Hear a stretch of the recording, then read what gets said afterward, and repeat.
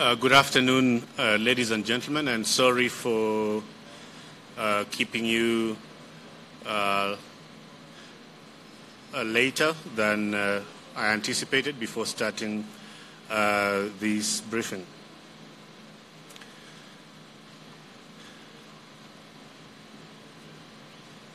I'll make a brief statement on Statehouse reaction to the ruling in relation to the October 26 election. Yesterday, the Supreme Court spoke. It upheld the presidential election of October 26, as you are aware. The matter was decided justly and impartially, and we should respect the ruling of the court. It binds the president, his Jubilee ticket, and every single Kenyan. It binds us as Kenyans because we have bound ourselves to our constitution and to the rule of law. Indeed, for us to live together in harmony, we must have a set of rules to which we are all committed.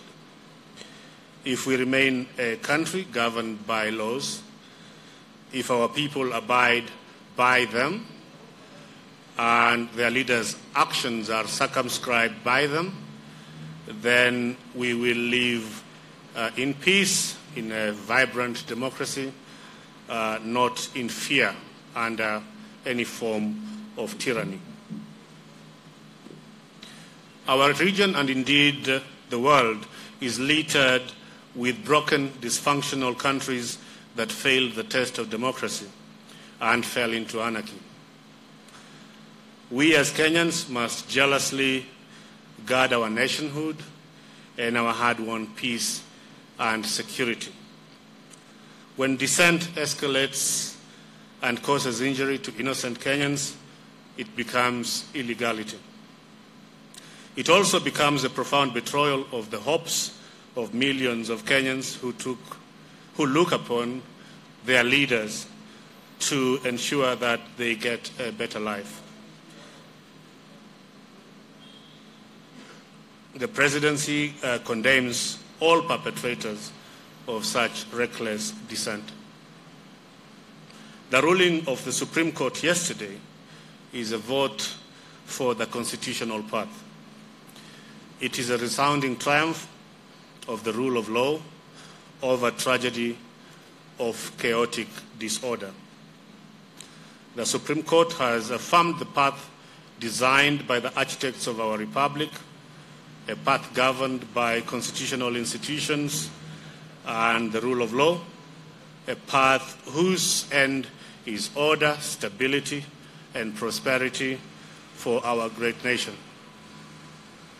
Faced with the choice between constitutional order and lawlessness, we have chosen the rule of law.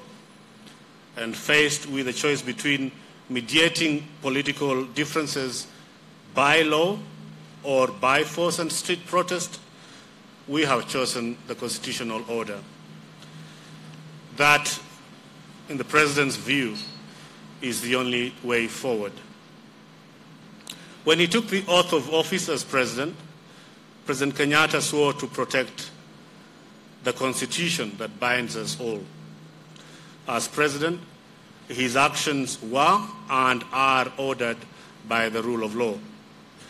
This is why he submitted himself to the authority of the Supreme Court after they nullified the victory he got in August. The President is particularly troubled by the violence and disorder we have seen in parts of the country in the last few months, and he deeply regrets that we have lost Kenyans to this violence. He mourns every life lost in the senseless riots, and no Kenyan should die because of their political leaning. The protection of property is also part of the President's constitutional obligation. And by property, he does not mean just the businesses, vehicles, buildings destroyed in political demonstration. He means also the property of poor traders, like the woman whose bananas were violently taken away from her after she was stabbed by rioting youth. And he will continue to work to protect people and their property. The President would like to assure all Kenyans, those who voted for him and those who did not, that he will be their President, the President of all Kenyans.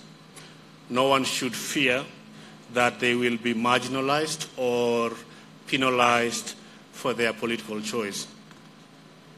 The President wishes also to thank everyone who made the elections on October 26 possible. And this includes the IEBC, which gave us free, fair, credible, and successful elections under very difficult circumstances. Next week, the President will take his oath of office. On that day, he will rededicate himself to the path of peace, prosperity, constitutional order, and healing. On the matter of the elections, let me close by saying this. We are a great nation whose institutions effectively play their role, separately and in coordination, to realize the rule of law. Our democracy and our freedoms are safeguarded by this. Let me now focus on the next steps. As I mentioned earlier, the President will take his oath for a second term next week on November 28, and the Assumption of Office Committee is now meeting to plan that inauguration event. For the media, there will be an alert issued this afternoon by the National Government Communications Coordination Center with details about accreditation and that type of thing. More detail on this will be issued towards the end of the week. Some of you have asked about how many countries have congratulated the President on his re-election. And as of yesterday, we can confirm more than 40 countries had done so. The Ministry of Foreign Affairs will release the details in due course. Essentially, these congratulations are normally funneled through the Ministry of Foreign Affairs. The President, as President-elect, is now working on his priorities for his second term, and he will speak to some of these when he addresses the nation at his inauguration next week. Lastly, and unrelated to elections, as you know, the CS for Education, Dr. Fred Matiang'i, released the results of the 2017 KCP examinations earlier today. Before he made the public announcement, he met the President, and the President has directed the Minister and his ministry to set special examinations, special supplementary examinations for a special cadre of students who, because of compassionate reasons, may usually have difficulty doing exams during the normal exams calendar. So these special examinations would be undertaken by students who may be ill, those who lose their parents, who have lost their parents during that period, or to students who may give birth during the course of the normal national examinations calendar.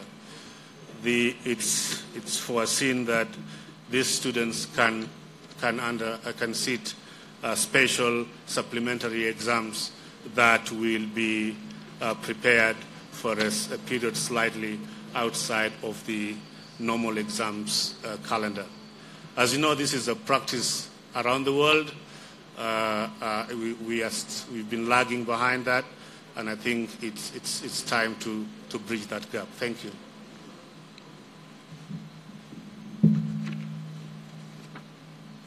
Yeah, maybe one, no more.